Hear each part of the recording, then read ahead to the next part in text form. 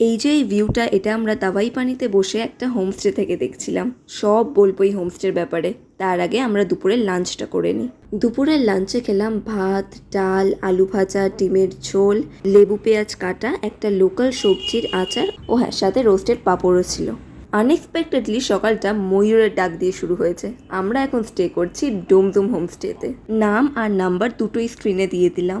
আমি আর বাবা সকালে একটু হাঁটতে বেরিয়েছিলাম, সেখানেরই কিছু ক্লিপস তোমরা এখন একটু দেখো। এখান থেকে তুলেছে না এই চা পাতা।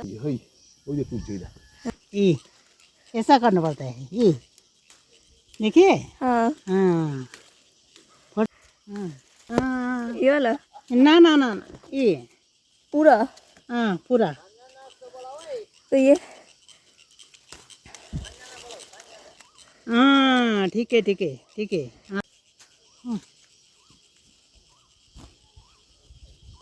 आती हूँ, टाटा। टाटा बाय बाय ওনারা মধুও চাষ করেন। আমরা একটা ছোট্ট ডিব্বা কিনেছিলাম, সেটার প্রাইসই প্রায় 200 পড়েছে। খুব কস্টলি লেগেছে আমার। তাছাড়া মধুটা খেতে ওষুধের মতো। এই লোকেশনটা খুব সুন্দর হলেও এখানে পৌঁছানোর রাস্তাটা খুবই গন্ডগোলের। প্রথম কথা তো এটা খুবই দূর। আমরা সেই দুপুরবেলা বন্দে ভারত থেকে নেবে সন্ধেবেলা গিয়ে পৌঁছেছি।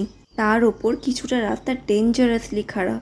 রাস্তা যে খারাপ সেটা ওরা আমাদের জানিয়েছিল। তোমরা যদি এখানে আসার জন্য বুকিং করো, তোমরা নিজের থেকে একবার জিজ্ঞেস করে নিও ওদেরকে।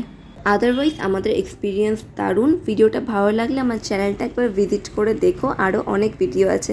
আর খুব তাড়াতাড়ি দেখা হচ্ছে তোমাদের সাথে নতুন ভিডিও নিয়ে। টাটা।